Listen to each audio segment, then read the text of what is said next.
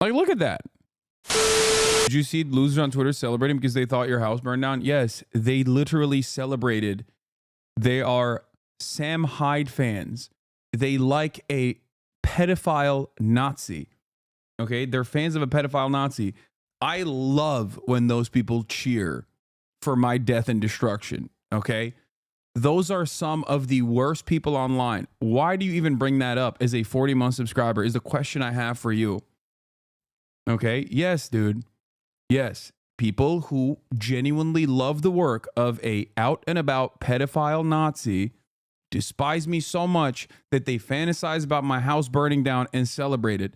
Those people are my enemies, and I love that. Okay, the real question is, why are you, as a 40-month subscriber, bringing that up right now? And frustration through all of this. And everybody has a story. Yeah. And to everybody, their story is the most important story. And so, for if you're that individual and that's your life and that's impacting you, you want help immediately. Of course you do. And as somebody else says, well, I got my prescriptions, I got to get in there. And everybody's got their own thing.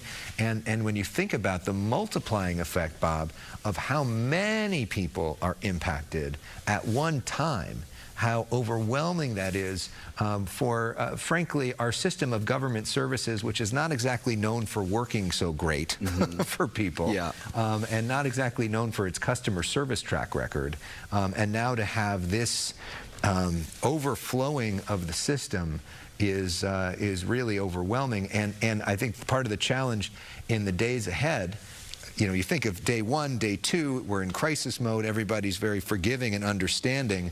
We start getting into day 3, 4, 5, 6, 7, 4.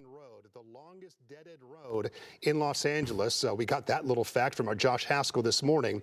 Look at how this road goes right along the burn area. I'm going to go all the way up to the dead end here. You can then understand why this area is under evacuation. Do you still talk to Alex sometimes? Of the burn zone, he always wants me to go on a show, but I never have time. And earlier this morning, if I zoom in here, is where a home burned. Just off of Mandeville Canyon to the west side, up in this area, is where we lost a structure. All of it, again, west of the 405 freeway, west of the Mountain Gate community. For those of people interested, here is where the Getty is located, right there off the 405. Maybe gives you some perspective of what we're looking at, what's at risk this morning as this fire continues to burn.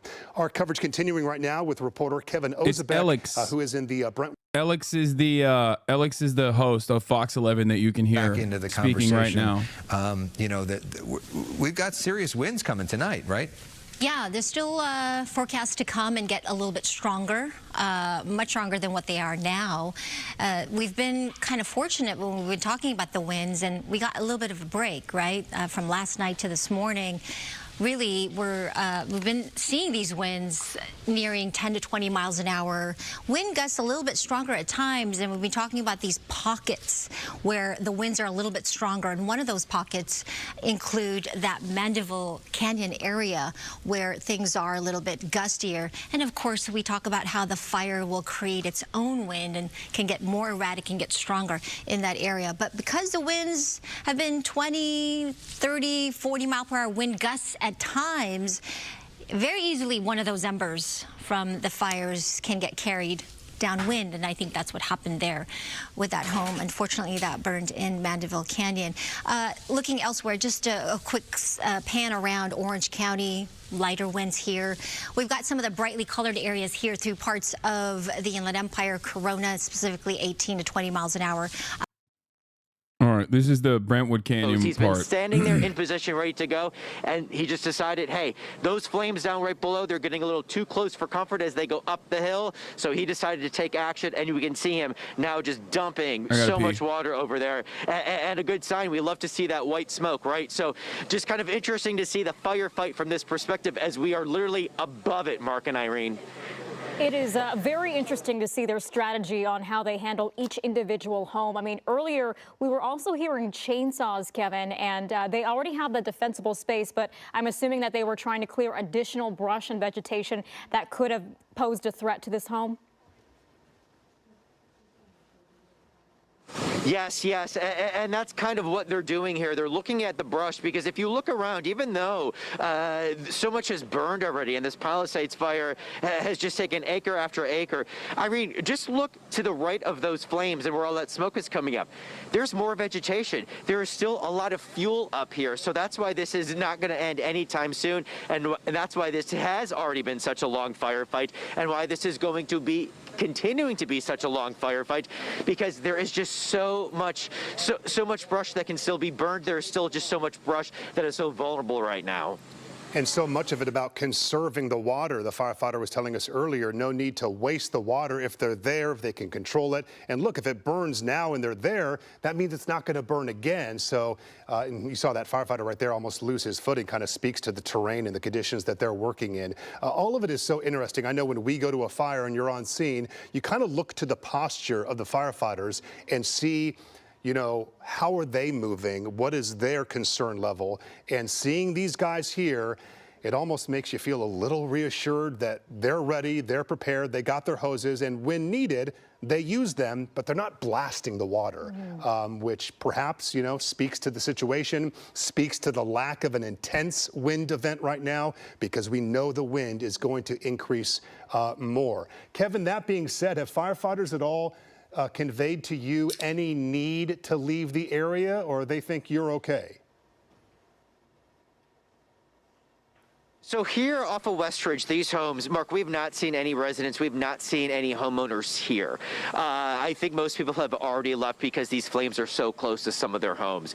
So I do have to kind of jump off of what you were saying about how strategic this all is. Even though, I mean, we are feet away from homes here, these flames. I mean, so close, so close. I mean, this fire is in a residential area, but there's no frantic energy from these firefighters. There's no panic. They are cool, calm, and collected as they kind of get in their position. How bad would 100-mile how bad would 100-mile winds be at this point? It would be devastating. It would have already lit. It would have carried embers all the way onto all of these houses. Wind is always devastating in these fires. It carries them miles and miles away potentially. It makes it infinitely more difficult to put out. Not even only LA City. I mean, LA County, of course, as well, but the mutual aid, these fire departments that are coming not only regionally, but from beyond. It is. Why does it feel like it'll only get worse? Right now, that's amazing. They come from right North now, Cal, they come from other states, and it does they feel really like do that help with this because firefighting the effort. winds are going to pick up Kevin, again. You've been monitoring this situation. What is this? Anti-DEI is just becoming an accepted way to be racist, to be sexist. You can't as openly say you don't want women in that field or that you don't want black people. You can say DEI and mean all that because you're too pussy to openly be a bigot. It's weird that dunking on firefighters during a massive fire is what right-wing culture warriors have decided is the best expression of their politics. Starting to think that anti-wokeness has become the new mind virus. I mean, starting to think that, Leighton. I mean, welcome back to reality. Leighton Woodhouse is a former Intercept journalist. He's a former Intercept reporter. Him and a couple of these other guys like made this crazy, I wouldn't say like pivot, but they definitely, you know, lost the plot a little bit. This dude used to do fantastic work on white nationalists and stuff like that. Like white nationalists and radicalization online, and then Lee Fang and him, and I've interviewed Lee as well, and Lee still does fantastic work when it comes to like corporate lobbying and whatnot. But they did kind of lose their minds a little bit on wokeness and how annoying it is and how annoying wokes are, and they kind of did that for the past 4 years, and now, I mean, they never really stopped doing good journalism in the process, which is interesting. Like they still continue to do good journalism on their own personal, the subject that they cover, their own beats. Like Lee has never stopped doing great journalism when it comes to corporate lobbying. But you know, there are definitely a lot of, there's just like a couple things that I have serious disagreements with them on. And regardless of those disagreements, I still obviously appreciate the work that they put out there. And I'm glad that Leighton is seeing that, like, yeah, the culture warriors have been brain broken for quite some time.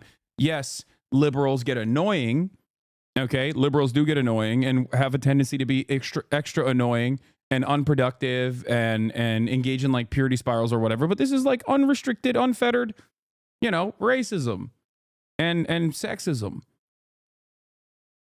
That's all it is. Like, look at this. Yeah. Dude, we're not dunking on firefighters. We're just criticizing their leaders. Like, look at that.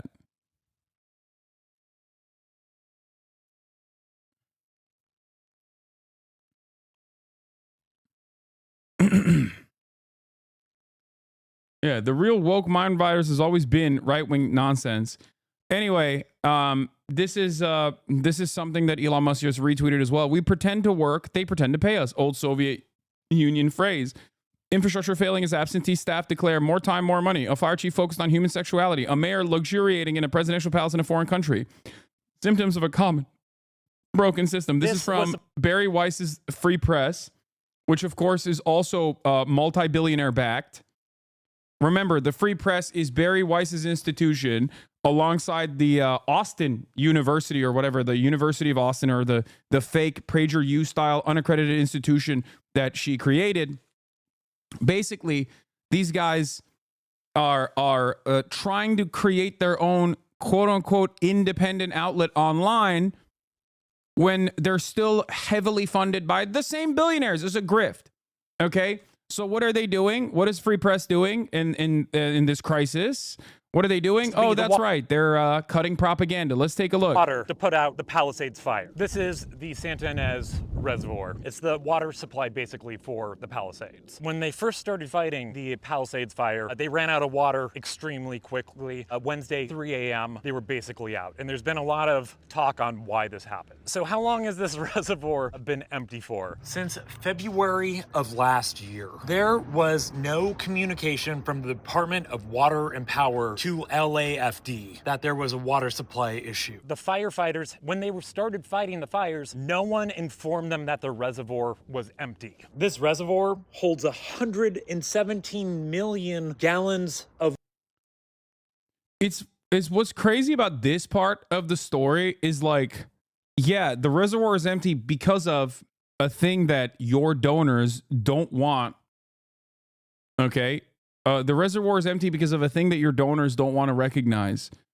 The thing that like the foreign press, the Free Press's donors don't want to recognize, which is a historically dry wet season that was supposed to bring in at least some semblance of rain, but it never did. Water. The fire department was using water. And I'm not even entirely certain that like the fire hydrant water is coming from this reservoir anyway. Supply from 3 backup tanks, each one only holding 1 million gallons of water. They say it's closed for maintenance to repair the lid that's on top of it. I don't know a lot about reservoir maintenance, but there's literally no... Wait, what do you mean you don't know a lot about reservoir maintenance? So why are you covering this story? So all you did was just drive over to the reservoir and just show that it's like dumped out? You're not doing journalism then. Investigate, man. Figure it out. Like, this doesn't actually end up informing me at all. It ends up deluding people further. Construction materials or vehicles anywhere in sight. Also, with a reservoir like this, you can refill it or start to refill it. So another question is, if they saw the Santa Ana winds were coming and we have this remarkably dry wet season, why was there no attempt to start refilling it back up? I know I threw a lot out there, but I think we need... Okay, these are great questions.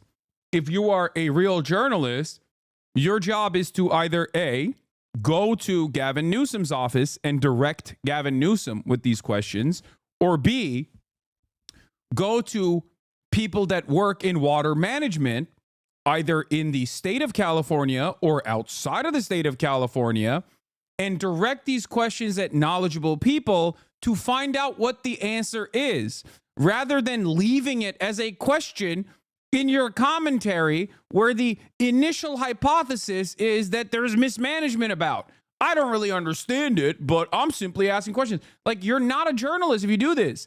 You are supposed to not leave these questions. The point of journalism is not to just go, oh, I'm just curious. It's to actually, you know, appease the curiosity that people have is to actually go and ask the people who are in positions of power those exact same questions. It's to do some kind of research ahead of time so that when they actually respond to you, you can figure out the inconsistencies in their answers and direct secondary questions. That's what journalism is supposed to be. Can you imagine the adage, the old adage of journalism is a journalist's duty is not to hear from one party that it is raining outside and another party that it's not raining outside, and then just write it as though both sides are saying, you know, different things about the rain. A journalist's duty is to open the window and look outside if it's raining or not. Okay? This is akin to basically not even doing any of those things and simply stating, people have a lot of questions on whether it's raining or not outside. I have those questions as well. Homosexuals say that it's not raining outside. What do you guys think? You didn't do journalism.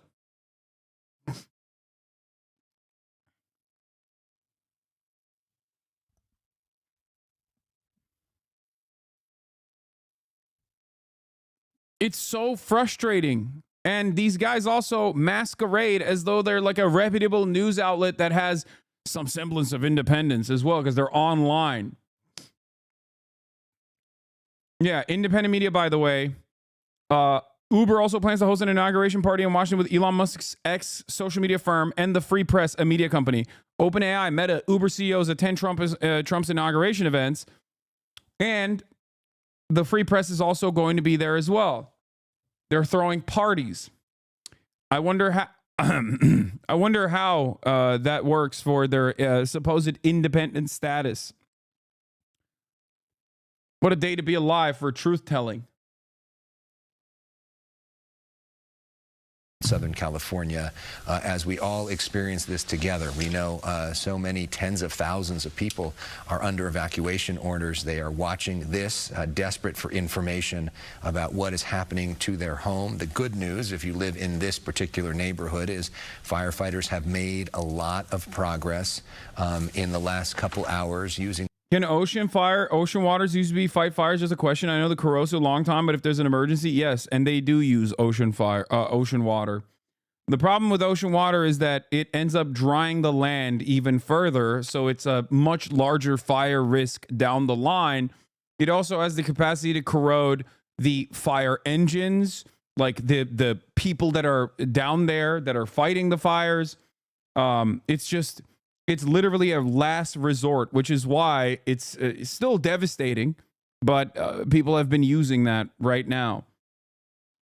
Corrosiveness isn't the bad part. It's salting the earth. I already said that. It's salting the earth, which ends up creating drier vegetation, more fuel down the line. But outside of that, it also is corrosive to everything that's down there, including but not limited to the equipment that's down there.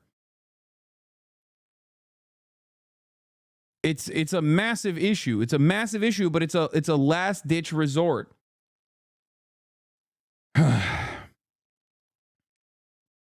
Family who will be incredibly impacted after losing just about everything.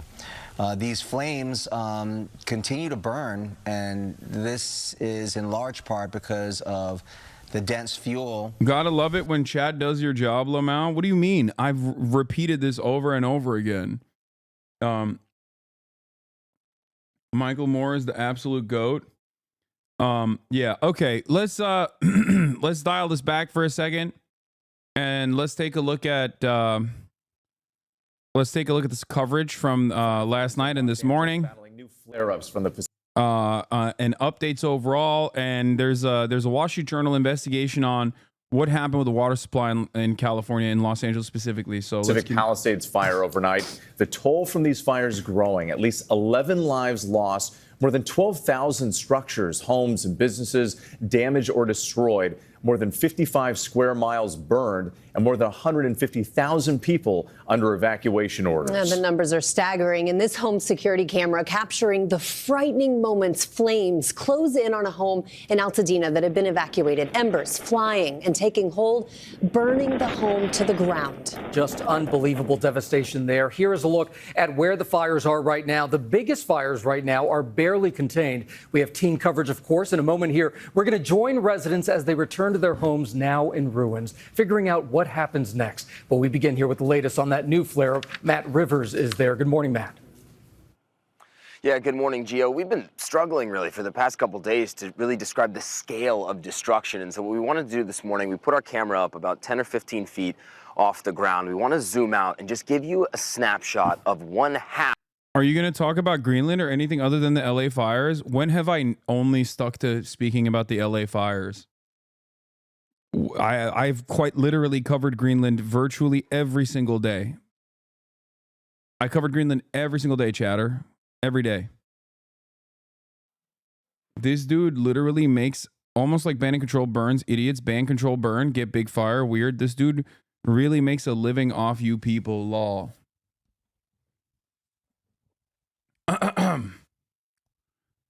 Chatter makes shocking discovery about streamers. Chatter makes shocking discovery about Twitch streaming. Realizes that it would be infinitely better if I was a professional media broadcast that was sponsored by Raytheon rather than you, okay, where I still maintain my editorial independence. You don't actually have to give me anything. If you don't want to, I don't run any ads. The only thing that funds this broadcast is your subscriptions, which you can do for $6 or for free, as a matter of fact. They make money here that literally my town funny. I don't even know what you're talking about. But once again, you don't actually have to subscribe if you don't want to. Okay? It's voluntary. Subscriptions give you some benefits, like being able to send links, being able to use the emotes in general, all around the platform, and sometimes avoid ads if I do run them, but I haven't been running ads since my contract ended. And I think people really appreciate that in general.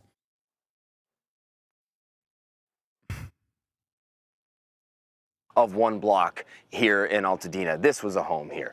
That was a home behind me. Another home down the block. Every single thing on this half block of Altadena Drive has been completely vaporized in a matter of hours because of that fire. Gio, I've been covering disasters around the world for the better part of 20 years now. It takes a lot to shock me, but what we are seeing here is truly horrific.